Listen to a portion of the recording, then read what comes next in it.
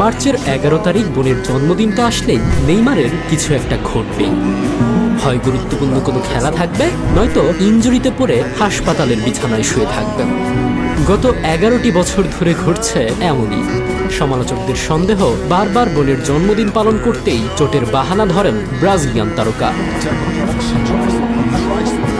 বোনের জন্মদিনে নেইমারের ইনজুরি নিয়ে সন্দেহ করার যথেষ্ট কারণও আছে। সান্তোস ছাড়ার পর প্রায় প্রতি বছরই 11 মার্চের আগে বিভিন্ন বাহানায় ক্লাব থেকে ছুটি নিয়েছেন সেলেসাও সুপারস্টার। প্রতি বছর বোন রাফায়েলার জন্মদিনের আগে হয় ইনজুরিতে পড়েন নেইমার, নয়তো কার্ড জটিলতায় হন নিষিদ্ধ। এবার সান্তোসে ফেরার পরও ঘটল একই ঘটনা। পূর্ণ ফিটনেস ও ফর্ম ফিরে পাওয়ার লড়াইয়ে আছেন নেইমার। সেখানে ভালো করতেও শুরু করেছেন, যে কারণে মার্চে 2 বিশ্বকাপ বাছাই পর্বের ম্যাচে তাকে ব্রাজিলের দলে ডাকা হয়েছে।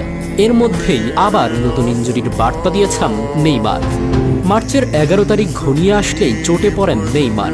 অভিযোগটা বেশ পুরনো, ব্যতিক্রম হয়নি এবারও।